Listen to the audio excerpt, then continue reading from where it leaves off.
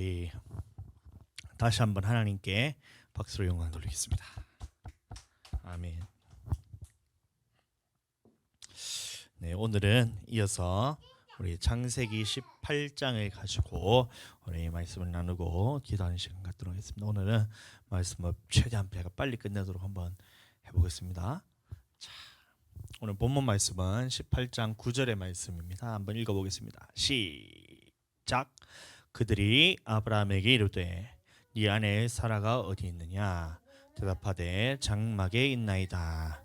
그래서 이 장면은 뭐냐면 이제 하나님께서 이제 아브라함에게 나타나셔서 이제 내년 이맘때쯤에 너에게 자녀가 있을 것이다 이렇게 설명하는 그 장면인데, 그때 이제 사례가 그것을 장막 뒤에서 들었는 그 장면입니다. 그 장면에 대해서 우리가 듣고 난 다음에 우리가 어떤 믿음을 가져야 되는가에 대해서 우리 한번 나눠보도록 하겠습니다. 자, 여기서 보면 장막이란 것인데, 그래서 이것을 좀 이해하기 위해서 장막 뒤에서 들었다 이렇게 말할 때는 우리는 그 이스라엘의 그 고대 이스라엘의 그런 주거 문화에 대해서 우리가 이제 살펴보면, 자, 옛날에는 광야의 길을 따라가면서 유목 생활을 이렇게 한 거예요. 그래서 여기서 자 여기 광야 길을 쭉 따라가다가 자 요 목적지에 가고, 또 다른 데서 갈 때는 또 광야를 따라서 목적지에 이렇게 가고, 하여튼 막 광야를 이렇게 막 빙글빙글 돌면서 이렇게 가는 길이 있는데, 자 지금 우리는 보면 예를 들어서 자 우리 여기 땅에서 김해에서 서울까지 가장 빠르게 가는 방법이 어떻게 돼요? 한번 쭉 비행기지만 아니 차를 타고 간대. 길 따라 이렇게 쭉 가는 게 가장 빠른 길이잖아요. 근데 사막에서는 어떻게 해야 되냐면 그렇게 가면 죽어요. 왜 그러냐면 사막에는 물길이 있기 때문에. 자 우리가 봤을 때 보면 제가 이제 그 사막에 제가 가봤다는 거 아닙니까? 그래서 요르단이나 했을 때 사막 체험을 딱 하는데, 자, 저 앞에 보니까 산이 이렇게 딱 이렇게 보이는 거야. 요 산이 이렇게 딱 보이는 거야. 그래서 우리가 여기에서 자 입구에서 여기 땅에서 여기까지 가면 직진거리로 쫙 가면 막 오늘 출발 아침에 딱 출발하면 저녁 때쯤 도착할 것 같은 그런 산이 여기 보여요. 눈앞에. 자 그런데 자 여기서 여기까지 가려고 하는데 눈에 보기는 한 3일쯤 갈 수 있. 3일 아마 하루면 갈 것 같은데 여기 가는데 한 3일이 걸리는 거야. 그렇게 거리가 먼데 이 광야라는 곳 특성상 탁 트여 있기 때문에 여기 그렇게 가까워 보이는 거야. 자 그러니까 사막에서는 길을 갈 때는 어떻게 가냐면 자 여기 땅에서 이렇게 가면 자 3박 4일 동안 가는데 여기서 이제 어떻게 돼요? 중간에 물도 없고 이렇게 되면 가다가 사막에서 그냥 이제 목말라서 갈증 때문에 타서 죽는 거라. 자 그러니까 어떻게 하냐면 사막을 갈 때는 그렇게 갔으면 절대 안 되고, 항상 누가 데리고 가냐면 이제 베두인이라는 그런 이제 유목 생활을 하는 사람들이 따라서 이렇게 가는데, 그 사람들도 자 물길을 알아요. 물길을. 그래서 여기서 여기 땅에서 이렇게 가는 것이 아니라 이렇게 가서 물이 있는 곳에 이렇게 가는 거예요. 예? 직진거리가 제일 가까운 것 같지만 여기가 뭐 이제 물길이었기 때문에 가다가 죽으니까 여기 땅에서 처음에 다음 물길에 딱 가고, 자 그다음에 여기 땅에서 내일은 딱 이렇게 해서 여기 가면 여기에 좀 이상하긴 하지만 여기 또 오아시스 같은 물이 있는 그곳으로 가는 거예요. 그다음에 또 어떻게 하냐면 또 여기 땅에서 가면 자 이렇게 해서 직진으로 가지 않고 사막을 이렇게 걸어서 자 이렇게 갈 수밖에 없는 그런 상황. S자가 됐든 V자가 됐든 하여튼 돌아서 직진거리 눈에 보인다고 가면 끝장나는 거예요. 자 그래서 이렇게 가는 시점에서 자 광야에서 장막을 쳤다는 것은 뭐냐면, 자 그렇게 가다 보면 사막과 광야는 다릅니다.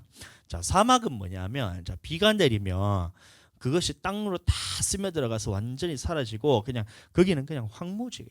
비가 오면 황무지가 그게 사막입니다. 그런데 광야는 뭐냐면 비가 오면 그거에서 초목이 쫙 이렇게 푸릇푸릇하게 막 큰 나무는 아니지만 이렇게 푸릇푸릇하게 나무는 그 풀들이 자랄 수 있는 곳이 광야고, 자 비가 내렸을 때 아무것도 안 자라면 그것은 사막. 비가 내렸는데 거기에 푸릇푸릇한 나무나 아니 이런 이제 가시떨기들 비롯해서 뭔가 식물이 자랄 수 있는 곳은 광야라 그럽니다. 근데 광야에 보면 자 이런 나무들이 있는 거예요. 자 이렇게 나무들이 있어요. 나무들이 이렇게 뭐 우리나라 나무는 아니지만 하여튼 가지밖에 없는 그런 나무들도 있고 하여튼 나무가 있어요. 자 그래서 나무를 기점으로 해서 이 장막을 칩니다. 장막을 치는데 텐트를 치는데 자 텐트를 치는데 자 첫 번째는 뭐냐면 여기 이 두 개를 쳐요 항상. 그 뭐냐면 첫 번째는 여기서 손님들을 맞고 혹은 이제 그곳에서 이제 식사도 하고 이렇게 할 수 있는 그 첫 번째 장막으로서 이제 손님들이 왔을 때 대접할 수 있는 이거 사랑방과 같은 그런 장막이 있는 거예요.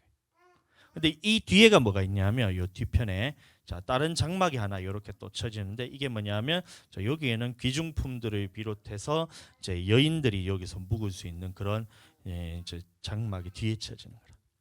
자, 이해가 되시죠? 그래서 사라가 장막에 있나이다 했을 때는 뭐냐면 요 앞에서 자 하나님의 그 세 사람이 이제 세 사람이라 했는데 한 사람은 이제 하나님께서 나타나신 거 두 명의 천사와 하나님이 나타나신 거. 그래서 아브라함이 이제 여호와를 그 세 명의 사람을 대접을 할 때에 자 요 장막 안에 첫 번째 장막 안에서 이제 손님들을 대접하고 있을 때에 그 대화를 사라가 이제 들은 거예요. 내년 이맘때쯤에 너에게 자식이 있을 거란 그 말을 듣고 난 다음에 자 이 뒤에 있는 사라가 자 그 말을 들었다는 겁니다. 그 장면에 대해서 잘 이해가 되시죠? 이제 장막에 대해서 자 장막에 있나이다 이렇게 얘기했을 때에 그가 이르시되 내년 이맘때 내가 반드시 네게로 돌아오리니 네 아내 사라에게 아들이 있으리라 이렇게 했어요. 그래서 사라가 그 뒤 장막문에서 그것을 들었다는 겁니다. 자 앞에서 이제 손님들을 이제 맞이하는 그 장막 말고 거기서 막 사람들이 같이 있었던 것이 아니라 뒤편에 있는 그 손님 말고 귀중품을 비롯한 그런 이제 주거할 수 있는 그곳에서 사라가 그것을 다 들었다는 겁니다. 그래서 자 내년 이맘때에 네게 돌아올 때는 반드시 이제 네게 아들이 있을 것이다 이렇게 하나님께서 그렇게 말씀하셨다는 거예요. 자 그런데 사라가 그걸 듣고 어떻게 반응을 했느냐? 이것은 보면 자, 아브라함과 사라는 나이가 많아 늙었고 99세 때 나타났으니까 많이 늙었죠. 자 사라에게는 여성의 생리가 끊어졌는지라 이 말이 뭐냐면 자 여성의 생리가 끊어지면 더 이상 이제 임신할 수가 없는 거예요. 폐경이 왔다는 거예요. 그래서 이미 사라에게는 생리가 끊어졌기 때문에 더 이상 아들을 낳을 수 없는 그런 현실적인 상황에 대해서 짚어주는 겁니다. 혹시 어떤 사람이 얘기를 할 수가 있어요. 그 나이가 많아도 생리 가끔씩 하는 사람들이 있을 수가 있다.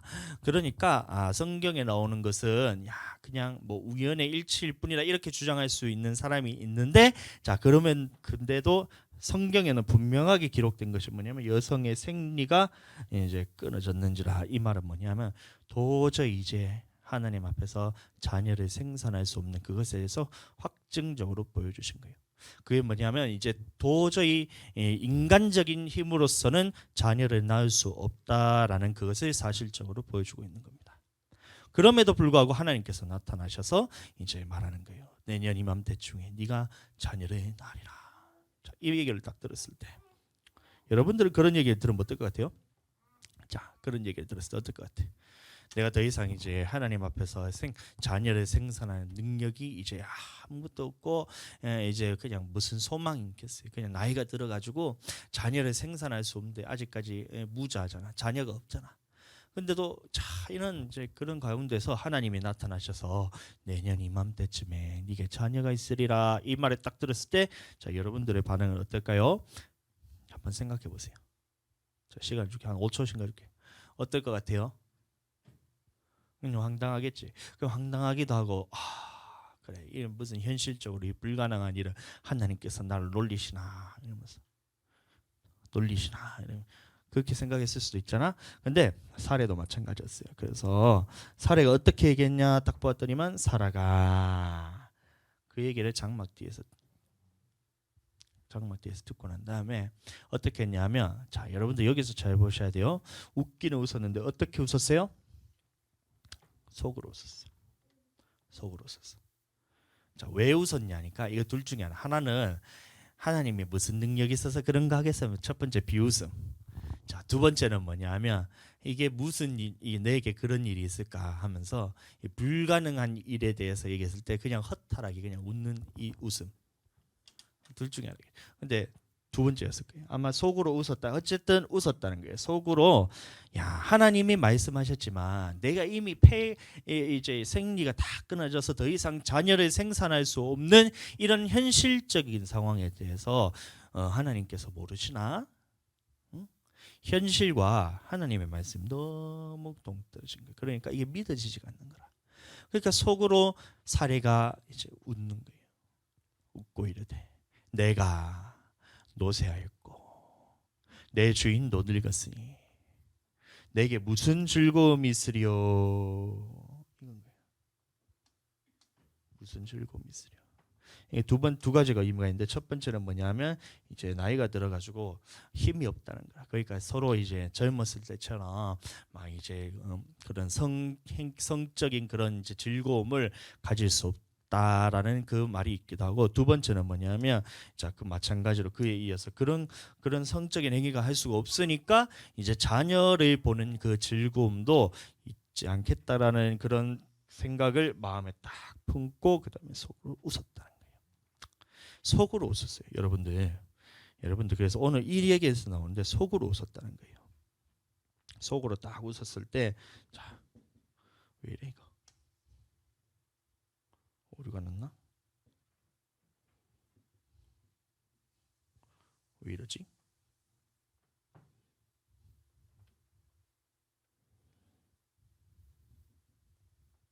죄송합니다. 왜 오류가 났나 이거?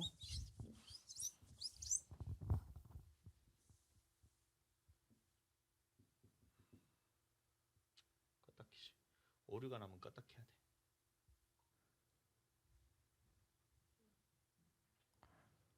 자, 오류가 나가지고 잠시 껐다 키겠습니다. 짠 되나? 아 되네. 자, 그래서 사례가 웃었던 그 얘기까지 했지. 자, 보자. 장만문이 뒤에서 들었고 사례가 이제 생리가 다 끊어져서 속으로 웃고 자 내게 무슨 즐거움이 있으리요 해서 이런 부분까지도 다 넘어갔는데 자 그 다음에 장면이 이제 딱 나오는 거예요. 자 여호와께서 사례가 어떻게 웃었어요? 하하하 이렇게 웃어서 속으로 웃었다 했잖아. 방금 말씀 봐놓고 그거를 한 페이지 잠시 꺼졌다고 머리도 같이 이렇게 탁 꺼진 거야? 어떻게 된 거야? 어? 전원이 꺼졌다고 해서 머리까지 그냥 같이 탁 리셋해 버렸어? 아니잖아. 사례는 어떻게 웃었냐면 속으로 웃었어. 속으로 웃었단 거야. 속으로 웃었는데 자 내가 속으로 웃는 거 알 수가 있어요 없어요? 소은이가 속으로 웃는 걸 내가 알 수 있을까 없을까? 사모님이 속으로 웃는데 내가 알 수 있을까 없을까? 그런데 자 보세요. 여호와께서 아브라함에게 이르되 사라가 왜 웃으며 이르기를 내가 늙었거늘 어떻게 아들을 낳으리려 하느냐 하면서 이것을 다 알아버린 거야. 야 대단한 거예요. 보니까 사례는 속으로 웃었는데 이게 이제 왜 웃었냐면 이 현실적으로 가능하지 않은 인간적으로 절대 불가능한 일을 어떤 세 사람이 와가지고 이때까지는 하나님인지도 모르는 거야. 근데 세 사람이 오더니만 그 중에 한 사람이 내년 이맘때쯤에 네가 이 불가능한 일을 자녀를 낳는 일을 네가 하게 될 것이란 말을 딱 들으니까 속으로 비웃었어. 속으로 겉으로 드러낸 게 아니라 속으로 딱 비웃었어. 그런데 하나님이 딱 보시고 여호와께서 그 다음에 하신 말씀이 아브라함에게 이르실 때 사례가 왜 웃으며 이렇게 다 하신다는 겁니다. 여러분들 우리 속에 무엇이 들었는지를 성령께서 가장 잘 알아요. 자 그러니까 예수님이 공생의 기간 동안에 이제 막 사람들을 만나고 다니자. 그러니까 딱 보니까 거라사에 딱 일어나는데 광인 있는 거예요. 광인이 뭐냐면 미친 사람을 광인이라 그럽니다. 한자로. 그래서 광인이 있어가지고 막 이 사람이 무덤 사이에 뒹굴기도 하고 불에 막 넘어지기도 하고 쇠고랑을 찾는데 쇠고랑을 끊기도 하고 이러면서 야, 이 진짜 완전 제정신이 아닌 사람이었어. 그래서 사람들이 딱 봤을 때에 야, 저 사람은 진짜 이거 헷갈하겠다, 미쳤다 이러면서 광인이 있었어. 근데 예수님이 걸어서를 딱 가는데 그 사람을 딱 보니까 그 사람 속에 뭐가 들었냐 보니까 귀신이 들었던 거야. 거라사 광에. 그래서 귀신아 다 하면서 이제 딱 얘기를 하는데 네 이름이 뭐냐? 그 귀신이 뭐라 그랬어요? 군대니이다. 이렇게 얘기하면 그 귀신이 많음이니다. 이렇게. 예수님이 딱 보니까 그 귀신이 그 속에 들어있는 걸 딱 아는 거예요. 하나님께서는 내 속에 대해서 다 들여다보고 계신 거예요. 폐부까지도 감찰하신 게 하나님이란 거야. 예? 여러분들. 그리고 또 보니까 이제 예수님 다 지나가다 보니까 또 베드로가 이번에 얘기하는 거예요. 베드로가 딱 얘기했을 때에 가이사랴 빌립보 지방에 갔을 때에 예수님을 사람 무리들이 막 나와가지고 예수님에 대해서 수군수군하기 시작한 거예요. 그래서 예수님이 누구라고 막 더러는 선지자요, 더러는 엘리야요, 더러는 침례 요한이 다시 살아났다 하기도 하면서 막 웅성웅성하기 시작. 그때 예수님이 제자들에게 딱 와서 묻기를 너희는 내가 누구라고 생각하느냐, 너희는 나를 누구라 생각하느냐 이렇게 했을 때 베드로가 딱 나와서 했던 말이 주는 그리스도시요 살아계신 하나님의 아들이니이다 이렇게 딱 했을 때에 자 그때 즉시로 뭐라 했냐면 예수님이 바요나시므나 네가 복이 있다. 이것을 알게 하시니는 네가 아니 네 혈육이 아니요 하늘에 계신 내 아버지니라 이렇게 딱 하는 거야. 그러면 내 속에 무엇이 들었는가를 예수님 바로 알았던 거예요. 혈육을 통해서 내 안에 육신적인 생각으로 말한 것이 아니라 하나님께서 알게 하신 것을 그대로 얘기했던 거예요. 성령께서 하셨던 거예요.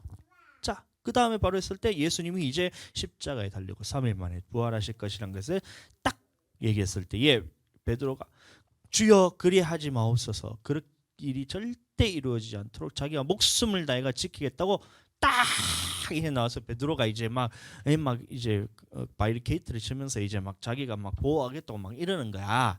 자, 그때 예수님 뭐라 했냐면 사탄아 뒤로 물러가라. 너는 나를 무너뜨리려 하는 자노라 하면서 딱 베드로에게. 자, 그 말은 뭐냐면 예수님께서는 딱 성령 충만하게 쫙 있었을 때에 그 사람 속에 무엇이 들었는가를 싹 알 수가 있었다는 겁니다. 그 사람 속에 무엇이 들었는가를 싹 알 수 있다는 거야. 자, 예전에 제가 이제 청년 때에 집 신앙생활을 했을 때에 대구에 모 교회에 있을 때 신앙생활을 했을 때에 그게 윤석전 목사님이 집회를 왔었어요. 윤석전 목사님은 이제 우리나라에서 침례 교단 중에서도 가장 이제 존경받고 큰 목회를 하시는 분이시고 자 그런 분인데 대구에 집회를 왔는데 생기분교회 집회를 하러 온 거야. 자 그때에 자 1층에서 이제 목사님이 이제 엘리베이터를 딱 타고 가는데 그게 누가 있었냐면 여기 이제 임신한 지 한 3개월 됐는 그런 이제 여자가 있어요. 임신 3개월이면 여보 그 배에 나오지도 않잖아. 표시도 안 나는 거야. 이 사람이 있었고 그럼 집사님 한 2분 계시고 애기들 몇 명 있고 그렇게 타고 있었어. 자 그런데 윤석준 목사님이 뱃속에 딱 보니까 그 애기가 있는 게 알아주는 거야. 여러분들 3개월이면 배가 이렇게 나오지도 않아요. 그냥 밥 한 끼 먹으면 3개월이라. 제가 보면 제 배만 봐도 3개월 더 된 것 같아. 야 이러면서 자 티도 안 나는데 목사님이 딱 보시더니만 뱃속에 아기가 있는 게 알아지는 거라. 야 그러면서 축복하면서 야 뱃속에 아기에 대해서 축복하는데 그 엄마가 얼마나 놀랬겠어. 자기는 3개월 됐는 아기인데 이걸 누구한테도 얘기도 안 했을 거 아니야. 그 우리 교인도 아니었으니까. 근데 목사님이 딱 보더니만 야 이게 그냥 알아지는 거야. 그러면서 그때 이제 설 집회 시간에 하셨던 말씀이 뭐냐면 하나님은 영이시고 내 안에 성령님이 계신다. 그리고 너 안에도 지금 무엇이 들었는가를 성령께서 모르시겠냐 딱 하는 거야. 야 성령께서 영이기 때문에 내 영도 하나님께서 알게 하시고 그 사람의 영혼을 봤을 때에 그 엄마의 영혼도 있고 그 아기가 야 뱃속에 3개월밖에 되지 않았지만 그 아기의 영혼이 느껴진다는 거예요. 여러분들 영이란 것은 그런 겁니다. 우리가 눈으로 보이지 않아도 이게 다 느껴지는 거야. 내 속에 뭐가 들은가 느껴지는 거야. 그러니까 우리가 주아 처음에 딱 뺐을 때에 밤에 제가 이제 잠을 자고 있는데 울음소리가 들리는 거예요. 저는 첫 딸을 간절히 원했는데 얘들아 미안하다. 근데 딸을 간절히 원했는데 밤에 자다가 딱 새벽에 눈을 떴는데 애기 울음소리가 들리는데 남자 애기 울음소리가 하면서 이렇게 들리더라고. 그 날이 우리가 이제 임신한 그 날이었을 거야 아마. 자, 다시 말하면 여러분들 생명이 그 속에 들었는 게 알아지는 거예요. 나는 모르지만 내 속에 계신 성령님께서 이 속에 무엇이 들어있는가를 정확하게 알게 하시는 거예요. 그러니까 예수님이 가면서 이 사람 속에 뭐가 들었는가를 딱 아시고 귀신아, 이 더러운 귀신아 떠나가라, 이렇게 얘기할 수 있는 게 그 속에 있는 게 보인다니까. 여러분들 이해가 되세요? 자, 아까 전에 제가 기도하면서 우리 소은이랑 기도하면서 기도를 하고 있는데 소은이는 계속해서 입을 꾹 다물고 있죠. 그 방은 안 하고 기도하고 있더라고. 그래서 내가 이제 손을 얹고 기도하는데 저 벼랑간 무슨 소리가 되냐면 흐느끼는 소리가 되는 거야. 보니까 소은이는 가만히 있거든. 근데 그러면서 살려달라는 소리가 귀에 너무 생생해. 너무 들린 거야. 저는 이제 이런 영적인 거에 대해서 되게 사모함이 컸거든요. 그래서 얼마 전에도 윤석전 목사님이 얘기하는데, 자, 이건 제 경험이에요. 이건 제 경험입니다. 자, 이 성경은 아니니까 여러분들 잘 분별하시기 바라는데 윤석전 목사님도 똑같이 얘기했어요. 이거는 나의 경험이다. 자기가 어떤 산에 가서 기도를 막 하고 있는데 어떤 청년이 이제 씻지도 못하고 있는 모습을 보고 자기 집에 가서 씻지 않겠느냐 하면서 갔는데, 자, 딱 갔는데 그 사람의 형님이 계셨는데 그 형님이 막 기독교에 대해서 이제 막 예수님 전도하는 거에 대해서 불만을 표시하면서 막 이제 얘기를 막 이제 윤석준 목사님한테 막 대적을 했다는 거예요. 그때에 윤석준 목사님 이 말하는 것이 들린 것이 아니라 그 사람의 울부짖음이 들렸다는 거예요. 야, 이 두렵고 떨리는 그 목소리가 살려달라는 목소리가 그렇게 크게 들리면서, 그러니까 내가 이걸 어떻게 전도를 안 할 수가 있겠냐 하면서 끝까지 전도를 했는데 끝까지 그 사람을 대적을 했지만 그 사람의 목소리는 살려달라는 목소리였다. 딱 하는데, 야, 딱 듣는 순간, 야, 저거다. 내가 이런 영혼이 살려달라는 이 목소리를 듣지 않는데 내가 어떻게 그 영혼을 제대로 바라볼 수 있겠냐 하면서 하나님, 나도 이렇게 그냥 그렇게 기도했어요. 그냥 그렇게 되든 말든 기도하는 건 내 마음이잖아. 그래서 기도를 했어. 자, 기도를 하는데 그대로 들리는 거야, 진짜로. 살려주세요 하면서 목소리가 그냥 생생하게 들리는 거야.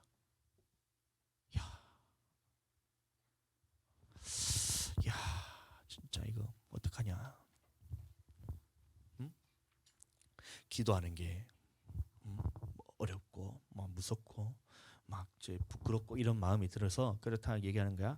그러면서 기도가 잘 안 된다 하는데 그 속에서는 그 울부짖는 목소리가 제 귀에 너무 생생하게 들린 거야. 너무 생생. 살려주세요. 이 소리가 들린 거야. 제 경험입니다. 이거는 오늘 있었던 경험이기 때문에 제가 생생하게 얘기할 수 있는데, 저도 마찬가지입니다.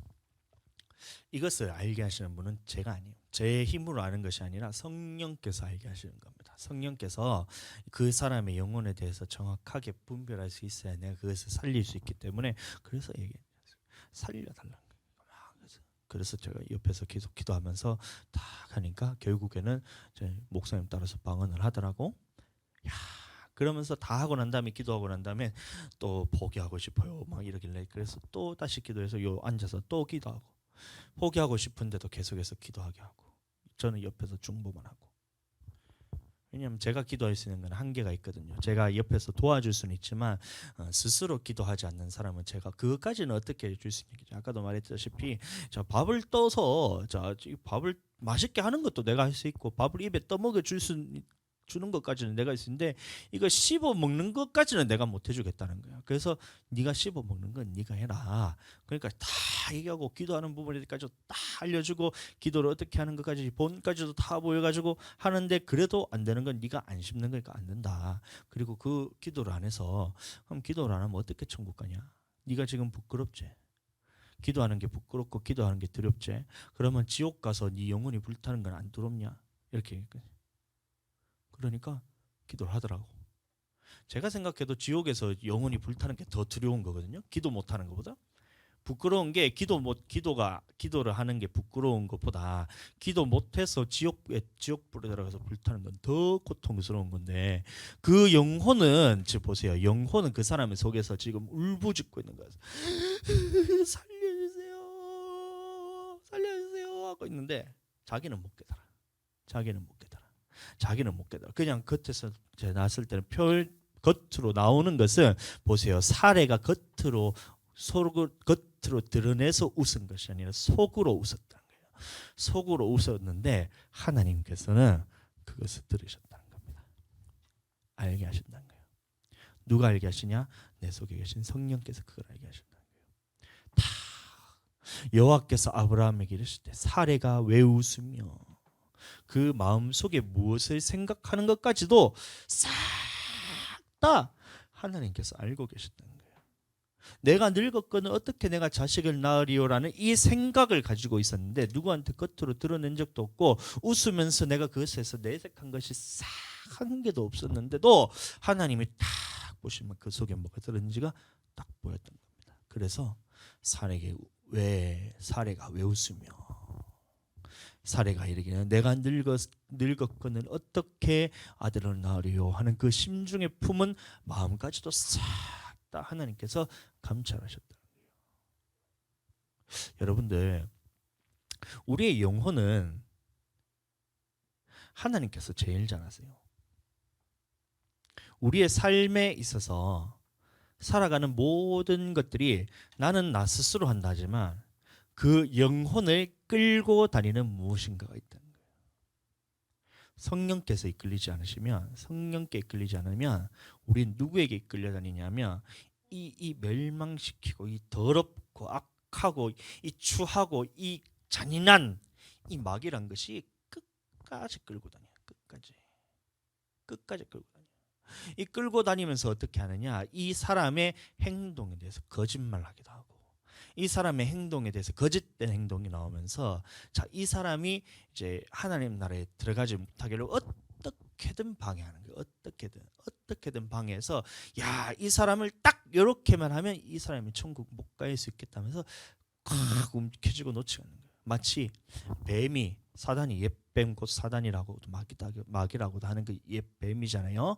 자, 그것이 어떻게 하면 아가리로 가가지고 이 주둥이를 가지고 이게 콱 모가지를 움켜쥐고 놓질 않는 거야. 놓질 않는데 이런 모습이 보여야 되는데 이 사람의 겉의 모습은 어떠냐면 똑같아요. 지금의 사람의 모습이나 이 마귀 사단이 딱 붙잡고 이 마귀 사단에 이끌려가는 모습이 자, 겉으로 볼 때는 똑같아요. 자, 보세요. 세상에 나가서 한번 다 사람들 한번 둘러보세요. 그 사람들이 먹을 거 먹어야 되죠. 우리 육신을 위해서, 건강을 위해서 먹을 거 다 먹고 입을 거 다 입고 그다음에 또 우리가 이제 살기 위해서 또 이제 운동도 하면서 막 몸도 기르고 막 하여튼 모든 것들이 다 세상에 있는 그 사람들이나 자, 이 교회에 있는 사람들이나 다 똑같아요. 겉모습은 똑같은데 그 속에 무엇이 있는가 보세요. 하나님의 성령께서 그 사람을 딱 붙들면 이것도 겉으로 보기에는 똑같아요. 겉모습에 눈 2개 달렸고 콧구멍 2개 있고 입 1개 있고 귓구멍 2개 있고 콧구멍 3개인 사람 없잖아요. 겉으로 보기에는 다 똑같아요. 보면 팔도 2개 있고 배도 1개 있고 막 다리도 2개 있고 발가락은 10개, 손가락 10개 이렇게 해서 자, 다 일반적으로는 다 그렇게 겉모습은 다 똑같아요. 그런데 그 사람의 속에 무엇이 있는가 봤을 때 이 사람의 속에 이 마귀란 놈이 탁 움켜쥐고 이 사람의 영혼을 끌고 가는 사람들은 하나님께서 그것을 보시고 야, 네가 이렇게 마귀에게 고통당하면서 너가 이렇게 힘든 것을 하나님께서 다 지켜보게 됩니다.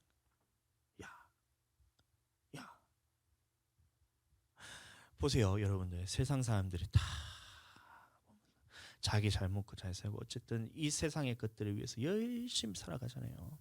일을 한다고 해서 그 사람들이 그냥 일하는 것이 아니라 자기의 생명을 그게 쏟는 거잖아요. 결국에는 우리에게 일정한 주어진 생명이 있다면 이것을 어디에 투자하느냐에 대해서 내가 그것에 대해서 생명을 쏟는 것입니다. 예수 그리스도를 위해서 내가 일을 하면 예수 그리스도를 위해서 생명을 쏟는 것이고, 내가 썩어져갈 돈을 위해서 투자를 하면 그만큼의 내 이 생명에 대해서 내놓고 돈을 대신 받아가는 거잖아요. 어찌됐든 그 모든 사람들이 살아가기 위해서 바쁘게 열심히 살아가는데, 야, 그 사람 속에 뭐가 들었냐? 예, 뭐가 들었나? 이것을 볼 수 있는 눈이 있어야 돼요, 여러분들. 우리가 예수님 믿는 사람이나 예수님 안 믿는 사람이나 아니면 성령 충만한 사람이나 성령 충만하지 않는 사람이냐, 마귀 충만한 사람이냐, 이게 그냥 마귀 덜 충만한 사람이냐, 겉으로 다 나눠봤을 때는 다 똑같은 사람의 육체를 딱 입고 있어요. 근데 우리 그리스도인의 보는 눈은 달라야 됩니다. 그 사람을 딱 봤을 때 그 사람의 영혼을 끌고 가는 이 더럽고도 추하고 악하고 이 잔인하고 어찌됐든 이 참소하는 이 마귀라는 놈이 싹 끌고 이 붙잡고 이고 갈 때에 그 사람의 영혼은 나는 잘났어, 나는 세상에서 돈을 좀 벌기 때문에 잘 살아, 나는 남들보다 조금 더 권세가 있기 때문에 내가 조금 더 대단해, 막 이러면서 떵떵거리는 것 같지만 그 사람의 영혼은 어떻게 되면 이것을 콱 움켜쥐고 있는 이 마귀 때문에 항상 살려달라고 부르짖고 있어요. 여러분들, 살려달라고 부르짖고 있다니까요. 그것이 내게 생생하게 들렸을 때 그 영혼에 대해서 바라보고 가서 그 집어내는 거죠. 어찌됐든 그 악한 권세에 붙들려 있어서 죽어서 지옥 갈 수밖에 없는 그 불쌍한 살려달라고 하는 부르짖는 그 영혼의 울음소리를 들었을 때 가만히 있을 수가 없는 거예요. 그러니까 예수님이 다 이제 어디를 가는 곳마다 보니까 사람들의 겉모습은 다 똑같은 거예요. 우리가 봤을 때, 겉으로 봤을 때 다른 사람이 없잖아요. 여러분들도 눈 두 개, 저도 눈 두 개. 여러분들도 콧구멍 두 개, 저도 콧구멍 두 개. 저 콧구멍 두 개요. 자 보세요, 두 개. 여러분들 귀 두 개, 저 귀 두 개. 여러분들 입 하나, 저 입 하나. 입 두 개인 사람 없잖아요. 다 똑같아요. 예수님이 보셨을 때도 그 사람들 겉모습은 육신들은 다 똑같았어요. 다 똑같아서 자 봤는데 제자들도 보니까 이 사람들이 막 수많은 사람들이 몰려서 다 예수님께 나올 때도 보니까 육신적으로 봤을 땐 똑같은 사람이에요. 그런데 예수님이 딱 그 중심을 딱 보니까 이야, 이 사람 속에 이 더럽고 추하고 악하고 생명을 빼앗을 만큼 잔인하고 죄를 짓게 할 만큼 이 더러운 귀신이 딱 들어있는 것이 딱 보이는 거예요. 큰일 났다. 예수님 보셔도 큰일 났다는 거예요. 이 사람이 겉모습을 봤을 때는 사례와 같이 아무런 그것에 드러나는 것이 아무것도 없지만 그 사람의 속의 중심에는 뭐가 있냐 보니까 이 추악한 마귀 사단의 권세가 가득 차 있구나. 그러니까 예수님 가자마자 더러운 귀신아, 이 사람에게서 나오라. 병들게 하는 약한 귀신아, 예수님 이름으로 떠나가도록 하고. 그렇게 해서 항상 가서 가르치시고 병든 자를 치유하시고 귀신을 쫓아내시고 해서 어떻게든 그 사람에 있는 그것을 끄집어내야 되는 그것을 해야 되는데, 이걸 누가 알게 하시냐 보니까 성령께서 알게 하셨다는 거예요. 오늘도 보니까 사라도 웃었을 때에 속으로 웃었어요. 아무도 몰랐어. 아브라함도 몰랐고 아무도 안 삼, 종들도 아무도 몰랐는데 여호와께서는 다 보시니까 그 사람의 중심에 사라가 웃었던 그 중심에 품은 마음까지도 싹 알고 계셨다는 겁니다. 여러분들, 이것이 두려우시면 안 됩니다. 여러분들, 하나님께서 내 마음에 대해서 잘 알고 계세요. 심장과 폐부까지도 다 들여다보시는 분이 바로 하나님이라 그러셨는데, 그것이 여러분들 두려우시면 안 돼요. 두렵다는 말은 뭐냐면 내가 그 속에 하나님과 대적하는 뭔가 악한 것이 있다면 하나님이 내가 보기에도 두려운 거예요. 하나님이 내가 보실 때 내 마음에 대해서 보셨을 때 정결한 마음 주시옵소서. 주님, 오 주님, 정직한 영을 새롭게 하소서. 내 속에 영혼이 새롭게 정결케 된 예수 그리스도로 성령으로 가득 차 있다면 성령 하나님께서 내 속을 들여다보든 말든 하나님 것밖에 없기 때문에 당당할 수 있어요. 그런데 하나님의 내 속을 들여다봤을 때 음란이 가득하구나. 하나님의 나의 속을 가득 들여다보았을 때에 내 속에 미움이 가득하구나. 하나님이 내 마음속을 들여봤을 때 아직까지도 하나님을 대적하여 높아지려는 이 교만이 가득하구나. 내 속에. 그러면 하나님이 내 속을 들여다보는 것이 두려운 거예요. 그러니까 하나님을 피할 수밖에 없잖아요. 자, 그 다음에 하나님께서 말씀하십니다. 사레에게 얘기하기를, 아브라함에게 얘기하기를, 네 아내 사레가 웃는 것이었지며 그 아들을 낳지 못한다는 거 그렇게 막 핑계대는 게 왜 그러냐 이렇게 물어봤을 때에, 자, 그 다음에 했던 말이 뭐냐면, 자, 이제 이것입니다. 여호와께서 능하지 못한 일이 있겠느냐? 능하지 못한 일이 있겠느냐? 능하지 못한 일이 있겠느냐? 하나님께서는 다 하실 수 있습니다. 다 하실 수 있는 거예요.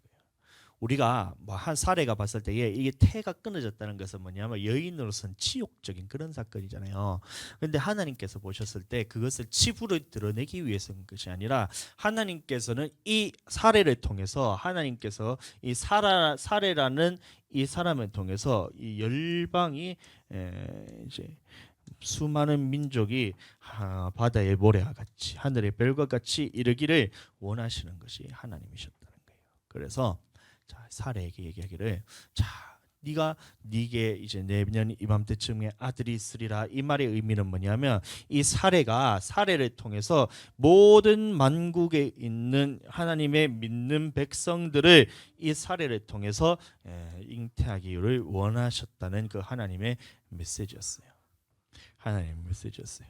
사레에게 아들이 있으리라. 다른 사람이 아니라 이스마엘이 아니라 하갈을 통해서 태어난 이스마엘이 아닌 사레를 통해서 태어난 이삭을 통해서 하나님께서 믿음의 자녀들을 다 번성하게 하기를 원하셨다는 겁니다. 그래서 사레가 처음에는 속으로 웃었지만 다시 이제 하나님께서 다음 해에 찾아오셔가지고 오셨을 때에 사레가 말하기를, 야, 예전에 있었던 나의 이런 웃음이 이제 하나님께서 나를 보시고 온 세계 사람들이 다 웃게 되거나, 내가 모든 만민의 어미가 되어가지고 막 열국의 어미가 되어가지고 믿음의 조상의 그 어머니로서 그 잉태케 하는 복이 자기네 통해서 이루어졌다는 것에서 기뻐합니다.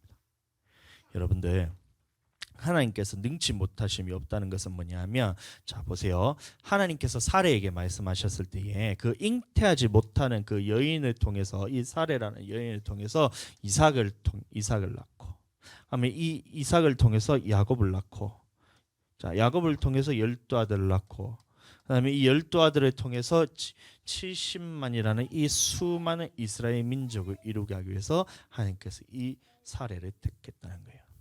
자, 그런데 택한 것일 뿐만이 아니라 이것을 통해서 하나님께서는 이 전체 인류의 역사에 대해서 기록을 하시면서, 자, 이 사례라는 사람을 통해서 하나님의 이스라엘 백성이를 이루시는 이것을 하나님께서 언제 계획하셨냐면 이 태초 때부터 계획하셨다는 거예요. 그래서 하나님께서 계획을 하시기를, 자, 아담을 창조하실 때부터, 자, 이미 그 전부터 하나님께서는 계획하시기를 어떻게 계획하셨냐면, 이 불가능한 일을, 자, 하나님께서 행하심을 통해서 앞으로 있을 이 예수 그리스도의 탄생, 혹은 이 탄생을 통해서 이 모든 사람이 이제는 예수 그리스도를 통해서 하나님 앞에서 별과 같이, 하늘의 별과 같이, 땅의 모래와 같이 수많은 믿음의 백성들이 태어날 것이라는 것에 대해서 하나님께서 다 보고 말씀하셨다는 거예요.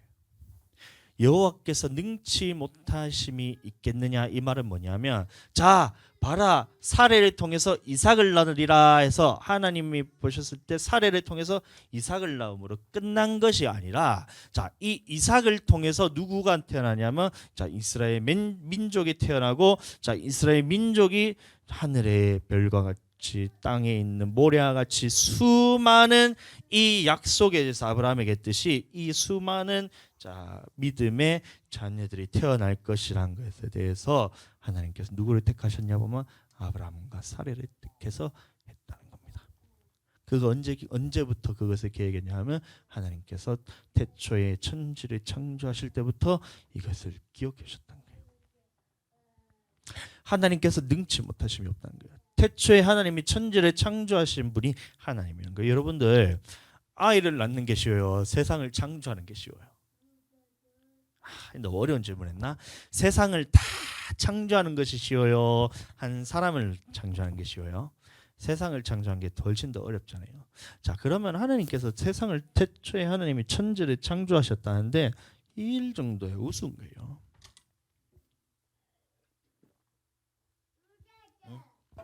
능치 못하심이 없다는 것은 모든 것을 하나님께서 다 하실 수 있는데 자, 그러니까 보세요. 잉태할 수 없는 이 사람을 통해서 이 사라라는 사람을 통해서 하나님께서 잉태케 해서 자, 자녀를 낳아서 이스라엘 민족이 그 하늘의 별과 같이 땅에 있는 모래와 같이 수많은 그런 이제 민족을 이루게 되었잖아요. 그때 사례가 자, 하나님 앞에서 순종해서 들어가서 이삭을 낳았잖아요. 자, 보세요. 이것과 똑같이 자, 예수 그리스도의 탄생도 마찬가지였다는 겁니다. 보라, 내가 잉태하여 아들을 낳으리니 이름을 예수라 하라. 이 얘기하는 거예요. 자, 오늘날 그 천사가 갑자기 마리아에게 나타났어요. 가브리엘 천사가 나타나가지고 야, 네가 아들을 낳으리니 네가 잉태하여 아들을 낳으리니 그 이름을 예수라 하라. 이렇게 했을 때에 자, 그 사례와 같이 마리아도 얼마나 황당했을까요? 자기는 아직까지 야, 이거에 대해서 남자에 대해서 알지를 못했다. 이게 뭐냐면 알지 못하다는 말이 뭐냐면 아직까지 이런 이제 성관계에 대해서 해본 적이 없던 거예요. 처녀란 얘기예요. 아직까지 한 번도 그런 짓을 해본 적이 없는데 어떻게 내한테 잉태가 할 수 있겠습니까? 이거는 인간적인 힘으로는 불가능합니다 하면서 그 속에 어떻게 이런 일이 일까 이렇게 생각했을 때에 첫 번째 그 마음을 딱 풀으면서요. 그건 당연한 거예요. 알지 못하니 어찌 일이 있으리까 딱 했을 때에 천사가 대답하여 이르되 자, 그 다음에 말씀하신 것이 성령이 하나님께서 하시면 다 된다는 거예요. 여호와께서 하시는 일에 능치 못함이 있겠느냐? 성령께서 하시면 다 가능하다. 이게. 그래서 오늘날 어떤 이제 약간 정신 나간 목사가 자기가 성령이라 하면서 하여튼 이제 음란의 도구로서 얘기하기는 하는데 그거 성령으로서 잉태하는 것은 이제 마리아 한 명으로 끝이 났습니다. 여러분들 속지 마세요. 자기가 성령이니까 하면서 이 뭐식이 있잖아요. 그 핫땡땡의 교육하면서 뭐 있잖아요. 그 이단 같은 이단.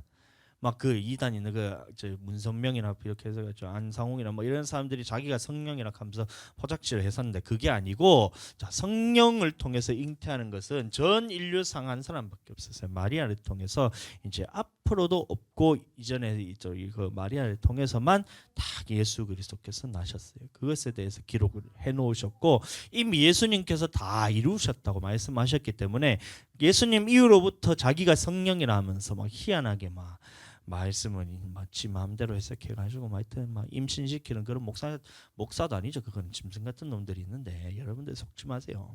성령으로 잉태하는 것은 예수님 한 분으로 끝났습니다. 그러니까 예수님이 다 이루었잖아요. 그 처녀가 잉태하여 아들을 낳으리라는 그 임마누엘이라 하라. 하나님이 너희와 함께 계시다는 그 말을 딱 했을 때 그 말씀을 예수님께서 이루셨기 때문에 그리고 예수님이 십자가에 다 돌아가시면서 다 이루었다라고 말씀하셨기 때문에 이제 그렇게 이제 잉태할 수 있는 사람은 이제는 없습니다. 속지 마시고 잘 지키게 바래요. 그래서 자, 마리아에게 근데 딱 나타났을 때 천사가 이르기를 성령이 네게 임하시고 지극히 높으신 이의 능력이 너를 덮으시리니 자, 이름으로 나실 바 거룩한 이는 하나님의 아들이라 일컬어지리라. 이렇게 해서 예수님이 탄생을 할 때에 자, 마리아가 어떻게 했느냐? 그 다음에 나오는 것도 이제 창세기를 보면 동일하게 자 그 말씀이 있는 거예요. 보세요. 마리아가 얘기하기를 저는 남자를 알지 못하니 어떻게 내가 자녀를 낳을 수 있겠습니까? 이렇게 얘기했을 때 성령이 임하시고 쭉 얘기하시면서 자 보라 네 친족 엘리사벳도 늙어서 아들을 배웠느니라. 본래 임신하지 못한다고 알려지니까 이미 6달이 되었으니 자 친족 엘리사벳에 대해서 첫 번째로 딱 이제 얘기한 거예요. 구약에 있었던 너희 믿음의 조상 아브라함의 아내 사레도 마찬가지로 잉태할 수 있는 능력이 없음에도 불구하고 하나님께서 그것을 임신케 하시는 능력이 있으신 분이었고, 자 그것이 먼 훗날의 얘기가 아니, 먼 옛날의 얘기가 아니라 자, 네 친족 엘리사벳도 지금 아들을 뵐 수 없는 그런 늙어서 생리가 다 끊어지고 자녀를 낳을 수 없는 상황인데도 이제 침례 요한을 빼었다. 본래 임신하지 못한다고 알려지니까 이미 6달이 되었나니 그 다음에 되죠. 하나님의 모든 말씀을 능하지 못하심이 없느니라 이것이었던 거예요. 사례 속에도 처음에는 의심이 있었어요. 하나님이 자 내년 이맘때쯤에 네가 자식이 낳으리라 했을 때 속으로 웃었다. 의심이 있었던 거예요. 믿지 못하고 현실에 대해서 현실 감각이 아주 조금 있었던 것 같아요. 그래서 자 이것은 절대 불가능한 일이라 이렇게 딱 있었음에도 불구하고 자 그 다음에 다시 사례는 끝까지 그것을 품은 것이 아니라 자 히브리서에 보시면 사례 자신도 아브라함과 함께가 빠져 있지만 자 오늘은 아브라함과 함께입니다. 사례도 아브라함과 함께 그 믿음에 따라서 단산하였음에도 불구하고 자녀는 얻는 그 믿음에 대해서 믿었다 그랬잖아요. 그럼 끝까지 사례가 의심했던 것이 아니라 하나님께서 얘기하셨을 때 내년 이맘때쯤에 네게 아들이라 있으리라 했을 때 하나님께서 능치 못하심이란 것을 믿었다는 거예요. 자 그것과 마찬가지로 엘리사벳도 자 자기가 잉태하지 못할 것이라 해서 하나님께서 내게 씨앗을 했을 때 사가랴가 이제 하나님께 제사 드리러 갔다가 벙어리가 되가 나왔잖아요. 이게 얼마나 황당해. 하나님께 제사 드리러 들어갔는데 원래는 이제 흠이 있는 사람이 들어가게 되면 그 자리에서 즉시로 이제 죽잖아요. 근데 들어갈 때는 흠이 없었어. 나올 때 보니까 이게 벙어리가 돼가지고 흠이 있게 나왔네. 이러니까 전부 다 이제 황당한 거야. 흠이 없이 들어갔다가 하나님께 예배가 나왔더니 막 흠이 있게 나온 거야. 근데 그게 사인이었잖아요. 침례 요한에 대해서 이제 아들 침례 요한을 낳을 거라는 그 아들을 잉태했다는 그 사인으로서 이제 벙어리가 됐잖아요. 10달 동안 벙어리가 됐잖아요. 예? 그렇게 해서 잉태하지 못하는 엘리사벳도 자 하나님께서 이제 잉태케 하시는 그 능력에 대해서 믿어서 임신했다. 자 마찬가지로 마리아에게 봤을 때 하나님께서 야 네게 이제 지극히 큰 하나님의 영광이 임하고 성령을 통해서 네가 잉태케 될 것인데라고 했는데 처음에 마리아가 제가 아직까지 남자를 알지 못하는데 어떻게 제가 임신합니까?라고 이렇게 딱 얘기하니까 야 하나님께서 이제 말씀하시기를 하나님의 모든 말씀을 능하지 못함이 없느니라. 그랬더니 사례의 마음속에 마리아의 마음속에 그 말씀이 믿어졌어요. 여러분들 우리에게는 하나님의 말씀하시면 모든 것이 가능하다는 그 믿음이 있어야 돼요. 물론 하나님의 말씀을 시험하거나 그렇게 하면 돼요. 하나님의 말씀에는 마가복음에 보시면 믿는 자에게는 이런 표적이 따르리니 쭉 하면서 무슨 독을 마시든지 해를 입지 않는다 이렇게 해서 나는 믿음으로 독을 마십니다 하면서 정상가지로 꼴깍하면 여러분들 그것은 하나님을 시험하는 거예요. 그런 말씀 말고 모든 하나님의 말씀을 내가 하나님의 말씀을 순종할 때에 자 그것이 이루어질 것이라는 그 믿음이 있어야 되는데 자 사례에게 나타나셨을 때 가브리엘이 작전했을 때 하나님의 모든 말씀은 능치 못하심이 없다 했을 때 자 그 마리아의 마음이 정말 멋있어요. 진짜로. 여러분들 이런 마음이 되길 바랍니다. 마리아가 이르되 주의 여정이오니 말씀대로 내게 이루어지이다. 아멘.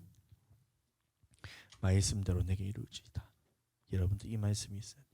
이 말씀이 내 마음속에 있어야 돼요. 처음에 사례가 하나님의 그 사자가 3명이 와가지고 장막에 있을 때 그 엿들었어요. 그 마음 속에서는 첫 번째는 뭐가 있었어요? 내가 하나님 앞에서 웃으면서, 속으로 웃으면서, 내가 어떻게 나이가 들었는데 그렇게 자녀를 낳을 수 있겠습니까? 라는 의심이 있었지만 후에는 다시 하나님의 말씀대로 내게 이루어지다라는 그 마음이 사렉이 있었던 겁니다. 그러니까 그 믿음을 통해서 이삭을 통해서 또 야곱을 통해서 그 12지파를 통해서 또 수많은 이스라엘 민족이 이루는 역사가 가능했던 것은 뭐냐면 하나님의 말씀이 내게 이루어지게 하여 주옵소서 하면서 사례가 그 마음을 품었던 거예요. 마찬가지로 마리아에게 딱 했을 때 마리아가 이르되 주의 여종이오니 내게 하나님의 말씀대로 이루어지게 하옵소서. 이 고백이 얼마나 대단한 고백이냐면 우리가 이 고백을 통해서 이제는 사례를 통해서 수많은 이스라엘 민족이 이렇게 해서 수많은 바다에 있는 모래와 같이 하늘에 있는 별들과 같이 수많은 이스라엘 민족이 생긴 것처럼 이제 마리아라는 이 사람의 주의 말씀대로 내게 이루어지리다라는 이 고백을 통해서 이제는 그 예수 그리스도를 통해서 모든 인류에게 예수 그리스도를 믿음을 통해서 하나님의 자녀가 수없이 하늘의 별과 같이 바다의 모래와 같이 생기는 역사가 나타났다는 거예요. 그리고 하나님께서는 이것을 언제 계획하셨냐면 창세 때부터 계획을 하셨다는 겁니다. 아멘. 그래서 사례에게 말씀하셨을 때도 여호와께서는 능치 못하심이 없느니라 얘기했을 때 단순히 사례가 이삭을 낳을 것이라는 그것을 하는 것이 아니라 하나님께서는 이 불가능한 일을 통해서 네가 이 이삭이라는 자녀를 놓음을 통해서 이 하나님의 불가능한 이 일들을 통해서 수많은 이스라엘 백성을 낳은 것처럼 이제 마리아를 통해서 주의 말씀이 내게 이루어지다라고 했을 때 이 예수님을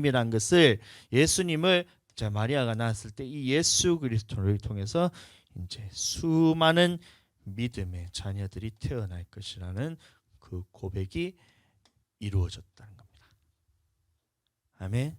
창세기를 보시면 이제 예수 그리스도의 차이 이제 딱 얼마나 불가능한 일에 대해서 믿음으로 말씀이 내게 이루어지다 함에 수많은 자녀가 이 사례를 통해서 생긴 것처럼 마리아를 통해서 불가능한 일이 예수 그리스도가 태어날 것이라는 그 말을 했을 때에 처녀에게서 이제 아들을 태어날 것이라는 이 말씀을 딱 들었을 때 마리아가 주의 여종이오니 말씀대로 내게 이루어지라는 이 고백을 통해서 이 믿음을 통해서 수많은 예수 그리스도를 믿는 무리들이 하나님의 자녀가 태어나게 됐다 이 말입니다. 할렐루야. 그럼 우리도 마찬가지예요. 우리가 이것을 봤을 때는 하나님의 전체 인류의 역사를 다 보았을 때에 하나님이 보았을 때에 이것을 다 보시고 하나님께서는 모든 것을 다 알고 계시기 때문에 창세 전부터 이런 일들을 다 기록해 두셨어요. 그리고 하신 말씀이 우리에게 말씀하실 때에 그래서 우리가 하나님의 말씀이라 다 선포가 되었을 때는 그러면 우리가 가능하든 불가능하든 그것은 우리의 그런 생각과 상관없이 하나님께서 하시면 된다는 그 믿음을 가져야 돼요. 하나님께서 태초에 전부터 우리 교회를 세우시기를 원하셨어요. 그래서 우리가 2022년 2월 6일 날 우리 창립 예배를 드리고 하나님 앞에서 교회를 세웠어요. 그것이 그냥 동수야 네가 이 불가능한 일들을 동수야 똑같은 거예요. 이 불가능한 일들을 하려고 하는데 네가 어떻게 너는 능력도 없고 저는 능력도 없는데요. 저는 돈도 없는데요. 저는 아무것도 가진 게 없는데요. 말씀도 막 이렇게 막 어버버버하고 막 아무 능력도 없고 주변에 친구가 있냐 친구도 없고 왕따고 막 이게 코로나라서 힘들고 뭐시기 저시기 하면서 어쩌고 저쩌고 막 그래서 막 해서 이게 불가능한데요. 이 마음이었어요. 그런데 하나님께서 하시면 됩니다. 주께서 하시면 됩니다. 하나님께서 하시면 됩니다. 이거예요. 하나님께서 하시면 됩니다. 이 말씀을 딱 가지고 갔더니만 이제 하나님께서 우리에게 부어주시는 것은 뭐냐면 이제 이 수많은 그 믿음의 자녀들이 우리 교회를 통해서 또 세워지게 될 것입니다. 여러분들 그 일을 하기 위해서는 어떻게 해야 돼요? 우리는 하나님의 말씀이 딱 내게 던져졌을 때에 말씀대로 내게 이루어지다. 그러니까 기도합시다. 네, 기도하겠습니다. 이게 말씀대로 내게 이루어지는 거예요. 하나님의 말씀대로 우리가 순종합시다. 네, 순종하겠습니다. 이게 뭐냐, 말씀대로 이루어지잖아요. 기도합시다. 예, 알겠습니다. 하나님 기도하겠습니다. 우리 전도합시다. 네, 전도하러 갑시다. 목사님이 청소합시다. 예, 예, 이런 거 좀 오버해서 좀 하는 거지만, 자, 뭐 합시다. 딱 했을 때 하나님께서 우리 교회를 통해서 하시는 말씀이 딱 있었을 때에 하나님께서는 우리 전체적인 하나님의 우리 교회를 이끌어 가실 이 계획에 대해서 다 알고 우리에게 딱 얘기를 하시는. 그래서 우리 교회에 필요한 말씀들에 대해서 딱 주잖아요. 자, 그럴 때에 우리는 어떻게 해야 되냐? 예. 주의 여종이 아니라 여기서는 주의 종이라 해야 되죠. 주의 종이오니 주의 말씀대로 내게 이루어지이다 하면서 순종할 때에 하나님께서는 이 일들을 이루어 가십니다. 아멘. 우리 모든 성도님들은 하나님의 말씀이 우리에게 주어졌을 때에, 자, 다시 한번 따라해 보겠습니다. 주의 종이오니 말씀대로 내게 이루어지이다. 다시 한번, 주의 여종이오니 말씀대로 내게 이루어지이다. 이런 믿음을 가지고 나가야 돼요. 그렇게 할 때에 하나님의 역사는 이루어 가십니다. 아멘. 모든 부분에 대해서 그렇게 하나님의 말씀에 순종하게 되시기를 예수님 이름으로 축복합니다. 아멘. 기도하겠습니다. 기도하고 마치고 축도하고 마치고 참 기도하겠습니다. 살아계신 하나님 아버지 감사합니다. 우리가 이렇게 하나님의 말씀을 통해서 우리가 사례의 마음속에 무엇이 들어있는 것을 우리는 알 수 없지만 하나님의 성령으로서는 다 알고 우리 마음속에 무엇이 있는 것은 하나님께서 가장 잘 아십니다. 이럴 때에 우리 하나님께서 내 속을 들여다보는 것이 무서워서 두렵고 숨고 부끄러운 것이 아니라 항상 내 안에 성령이 가득해서 하나님 앞에서 항상 하나님이 내 속을 들여다볼 때 하나님 감사합니다, 하나님 사랑합니다, 하나님 신뢰합니다 하면서 이게 부끄럽지 않고 하나님 앞에 담대하게 나갈 수 있는 그런 마음을 항상 허락하여 주시옵소서. 또한 하나님께서 우리 사례에게 말씀하셨을 때에 불가능한 일을 하나님께서 하셨다 하셨을 때에 이것에서 믿지 못하는 것이 아니라 사례와 같이 마리아와 같이 엘리사벳과 같이 주의 여종이오니 내게 이루어질 것이니이다. 이 불가능한 일일지라도 여호와의 하시는 일에는 능치 못함이 없으시다는 이 믿음을 가지고 주의 여종이오니 주의 말씀대로 내게 이루어지이다라는 믿음을 가지고 우리가 살아갈 수 있도록 하나님께서 항상 붙들어 주시옵소서. 감사합니다. 예수님 이름으로 기도드렸습니다. 지금은 이 땅에 오신 예수 그리스도의 은혜와 아버지 하나님의 극진하신 사랑하심과 성령님의 감화 감동 내주 역사 충만케 하시는 은혜가 오늘 말씀 듣고 내 속에 거하시는 성령님에 따라서 항상 하나님의 말씀에 순종하기를 원하는 우리 모든 성도들과 가정과 생업 위에 이제로부터 영원토록 함께 계실지어다. 아멘.